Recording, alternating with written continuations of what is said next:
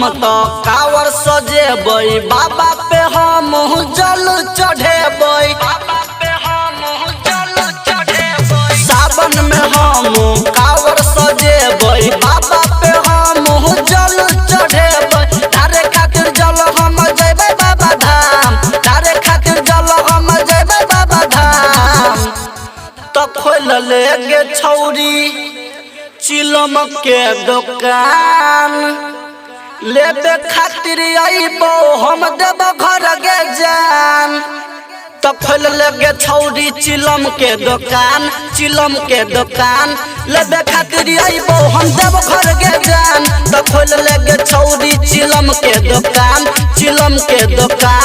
लेबे खातिर आइबो हम देब घर गे जान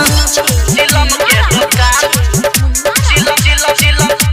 चिलम के दुकान लेबे खातिर आइबो हम देब घर गे जान presented by Angel Video World जल चढ़े देब घर में भोला बाबा के शहर में मिलबो बेर सावन में तोरा हम झारखंड में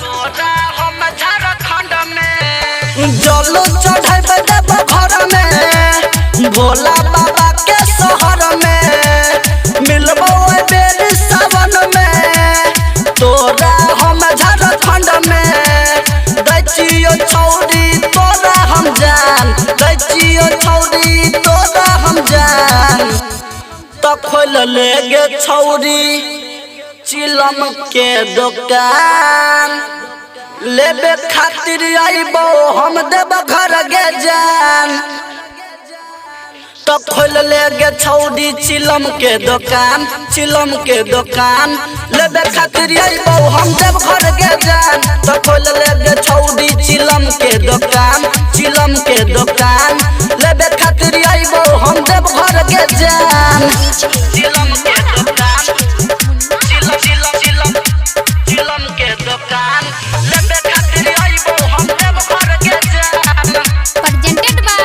Angel Video World हमारा पे दही तू ध्यान गे कहै छियौ जान गे सभे कावरिया ले तो तोरे लचिलम जान गे हमारा पे दही तू ध्यान गे कहै छियौ जान गे सभे कावरिया ले तो